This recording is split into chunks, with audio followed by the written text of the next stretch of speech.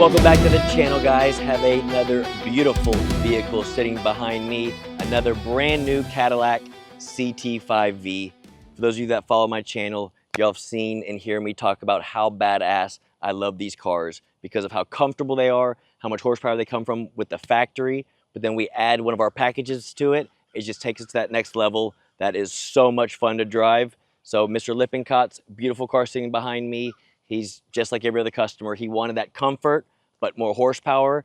And I think up to date, his is one of the highest horsepower CT5Vs we've built on 93 octane only. So let me stop blabbing, let me pop the hood, and I'll tell you how we got there.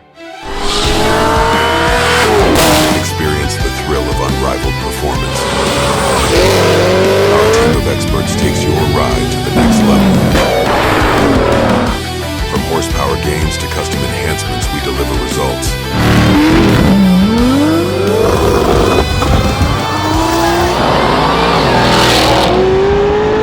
Late model Racecraft. We talking or we racing? All right, Mr. Lippencott's beautiful new CT5V. I think it literally only has like 1,000 miles on the odometer. There's just something, guys, about you gearheads out there that know what a car with a camshaft in it, chopping, what it sounds like. There's something about being at a stoplight, hearing that, and just looking around and being like, what hot rod is making that sound? And then to be able to look like a stoplight over or a stop sign over and see that it's coming from a four-door Cadillac, something about that is just cool as shit to me. Because not only does it look badass, it just looks like a comfortable car that you're gonna drive every day, but then it has that hot rod sound with the camshaft in it when we're done with our performance package. So I just had to mention that because these cars look so good, and then the videos y'all see that I make, they drive so well. And again, Mr. Lippencott, no exception, he wanted to be that guy. He wanted to be sitting at a stoplight, and he wanted to be quiet or loud when he wanted to. He wanted everyone to know that it had a camshaft in it, as well as obviously more horsepower. So he essentially went with what we call our 800 horsepower package, which is we have a cold air induction system, American racing headers, high flow cats, spark plugs, wires, engine comes out of it for our custom grind camshaft, cam, springs, retainers, push rods, everything that we normally do. But then he wanted to take it to that next level. So over our 800 package, we went ahead and took the supercharger off. We completely ported the supercharger. We did the race port on it, larger 103 throttle body. Because of that, we're spinning the supercharger harder to make a little bit more boost. We needed more fuel system, so we added a fuel system to the back, as well as because we're making more boost. If y'all watch my videos, y'all talk about these. I'll talk about the 1.7 liter superchargers heat soaking when we spin the superchargers really hard to try to make big power out of them. So because we are spinning the supercharger harder, we went ahead and also added a whole bunch of cooling mods to it. Stuff that it's kind of hard to see, but if you look in here, guys, right behind the grill, we have an aftermarket larger heat exchanger in it. And we also have an expansion tank, which you can see, you can fill for right here. So customers that want to drag race or even roll race, we can open this up, put ice in it, and keep intake air temps down like crazy. Or it's just an extra, I think it's like an extra 2.5 gallons, almost 3 gallons of extra coolant that runs through the supercharger system to keep it cool while you're driving down the street. And especially when you are making 60 to 130 pulls like a lot of my customers like to do, because this is a 3-pedal car, this customer's gonna have fun with it. If we did not do the cooling mods and we kept the boost level the way it is right now, yes, it would still make the number on the dyno. By the time you got up, if you forward it from 60, by the time you got up to 130 miles an hour, the computer would have to pull so much timing out to keep it safe, you'd be down probably another 50 or 75 horsepower. So the cooling mods, in my opinion, are a must when we start adding more to it like we did here. So again, essentially an 800 package, just with more boost, ported blower, fuel system to support it. And then on the outside, guys, look, it is a car came black. Now it has the beautiful gray, the matte color wrap on it, beautiful gold wheels. And then for the axle back, so it has American racing headers, high flow cats. We went with the Corsa Extreme exhaust with the carbon fiber tips. And this is kind of what I was saying when I first popped the hood. You get the best of both worlds with this thing. You can be at a stoplight and you hit the V button, or you call it hit the dual mode to open up the mufflers. This thing sounds like a real hot rod. You would not expect a Cadillac to sound like this at idle. But then also, If you and your wife are driving around or your kids are in the car, you simply close the exhaust and you're back to driving a stock Cadillac CT5-V. So you literally get the best of both worlds. So I didn't even mention horsepower yet. This thing baselined, I think 570 rear wheel horsepower. On pump gas, we made over 800 rear wheel horsepower, which is insane for a 1.7 liter supercharger safely. I actually have the dyno graph. Let me make sure I want to say it was 8, what was it? Sorry guys. It baselined, 580, because it is a manual. So the baseline a little bit higher than the automatics. We finished at 815 rear wheel horsepower. You're talking a 235 rear wheel horsepower gain. And look at that curve. The torque number, insane. As soon as you stab this thing, it's going to try to blow the tires off compared to stock. Like, look at that. And then the horsepower, it just climbs and climbs. With the ported blower, it'll keep making power all the way to almost 7,000 RPMs. This thing is an absolute monster. And I hate to say it, on these tires, it's probably going to be a handful to drive, but I'm going to take it for a ride. I'm going to start it right now. I want y'all to hear this thing idle at, with the exhaust open and closed, and I'll take y'all for a ride. I don't know how bad I'll be able to get on it because of the tires, but we'll at least be able to do a 3rd and 4th gear rip so y'all can see how quickly this thing accelerates, but also with the camshaft in it, how well we tune them, they can still drive like stock. So you CT5-V owners out there thinking, oh man, I don't know what to do to my car. I don't want to go too much and make it not drive right. You can still have a 800 rear wheel horsepower car that you simply put pump gas in it and still drive like a stock car. And I'll show you here in a second. It just sounds so good. So I'll start it up. It'll be nice and quiet.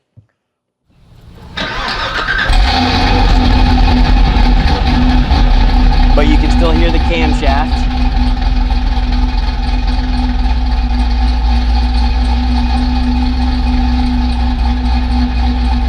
And then, like I said, say you want to pull into a parking lot or pull to a stoplight, let everyone know what you got.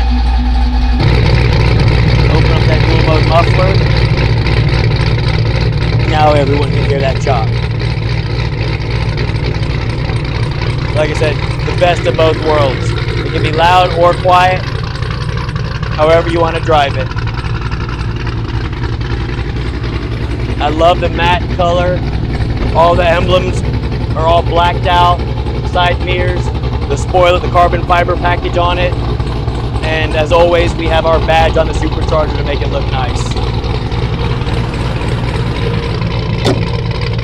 This thing turned out absolutely phenomenal. This is how I would want my daily driver to be.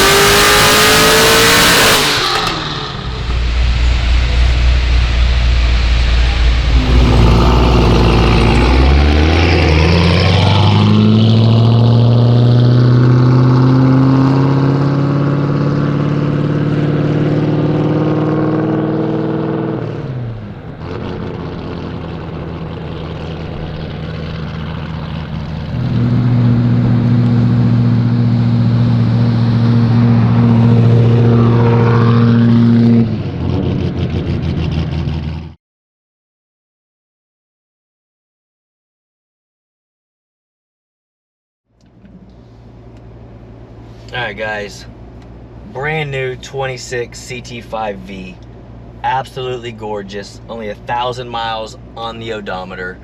Again, 800 package plus goodies. We're making over 800 rear wheel horsepower on pump gas. Fired it up, y'all can see we're in touring mode, nice and quiet. I don't have my water in here to show you the shake test, but it cammed really good on the outside, but we're not shaking like crazy on the inside. I mean, it does have a little shake to it, but we're not rocking it side to side. But we're gonna go ahead and switch this thing from sport. Y'all can see I put it in track mode. So the Corsa is now open, the dual mode. Now we can hear it from the inside.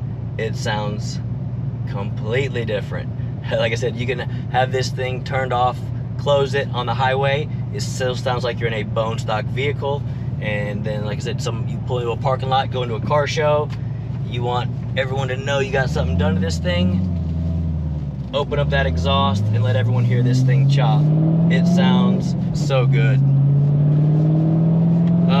It is getting late in the day, so traffic is probably kind of shitty. I'm gonna leave traction control on. I'm not gonna do anything too stupid. We are on factory tires. We don't have Toyos on it. This thing definitely will need Toyos on it if the customer wants to turn the traction control off. So I'm just gonna make a quick little pull to show you guys a TR6060 stout 6-speed transmission, 3 pedals in a Cadillac. So much fun to drive. You know, hear me mention like drivability with camshafts and bucking. I can show you guys. I'm at 40 miles an hour, 5th gear. Put it in 6th gear right here. I'm at 1,000 RPMs. No bucking, no surging. The car drives just as it would with a stock camshaft in it. When you tune a vehicle properly, no matter how big the cam is, you will not have that bucking and cam surge. Going through slow parking lots, people always talk about it, and if you tune the car properly, you will not have that. Again, the only thing I tell customers with 3 pedals is rev the car up a little bit more as you normally would to take off from a stoplight, instead of just like right now, look, I have no foot on the gas, and I can just slowly let go of the clutch, and yes, I can do it, and it does it, but it makes it easier with the camshaft because it's idling a little bit higher from the cam to just rev it up a little bit more than you normally would, and then release the clutch to take off. Oh, this sounds so good just running through the gears. Is that people that are on the outside not looking at what you have, they hear this, they will not think that it's a Cadillac making this sound. It sounds so good. So I will go ahead, again, traction control on. We'll do just an easy 2nd gear roll. I don't want to get too stupid here. Just barely roll into it softly.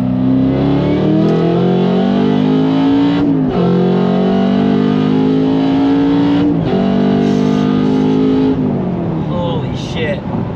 So 2nd gear, I didn't put my foot to the throttle till right before I shifted it. I just didn't want to do anything crazy.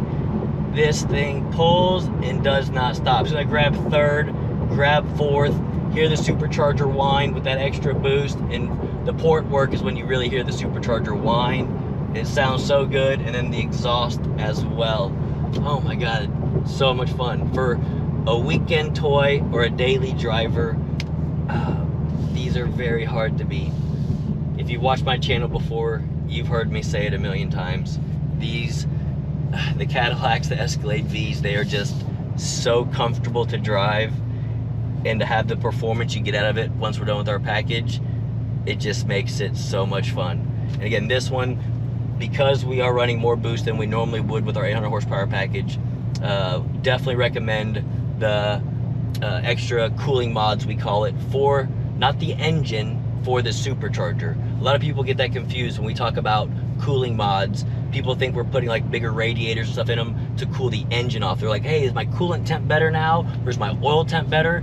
It's not about that. It's about cooling off the supercharger, getting your intake air temps down.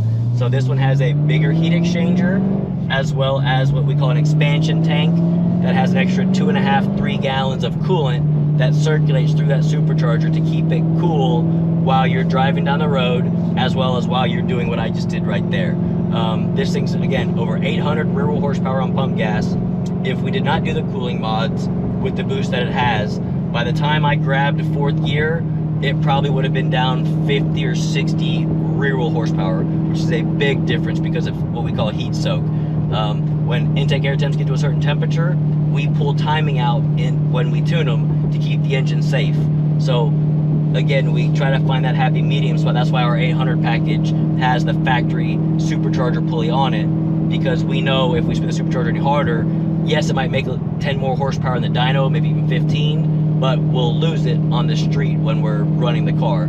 So in this case, this customer, he wanted more power and he wanted to be able to use it all the time. So that is exactly what we did. We gave him the ported blower with the cooling mods. Now the whole pull we're making, the intake air temps stay nice and safe with the timing in it on pump gas, so it can be very reliable. And like I said, it still drives like a stock car. You CT5-V owners out there, go to our website, fill out an inquiry, and one of our sales staff will get you taken care of. Like I said, we have several different options to choose from. This one, like I said, our 800 package is our most popular package, but like I tell y'all, if y'all have watched my channel before, we can fine-tune each package to meet your own needs and goals, and Spencer was no different. We took the 800 package, we modified it to give him what he wanted, and I think he's gonna absolutely love this thing. It looks so good on the outside, now it runs really well. So I'm gonna end this video here, guys. I hope you enjoyed it. Please comment below, let me know what you guys think about this platform in general and the package that we did to it. If this customer wants more in the future, really like E85, port injection, just because fueling will be our limiting factor when we try to add more power to it. So there are things we can do to the next step. It's just how much more money do you want to spend for the dollar per horsepower is what it comes down to. So I hope you enjoyed this, guys. I'm gonna get this thing back to the shop, cleaned up, and get it ready for Spencer to come pick it up. Peace.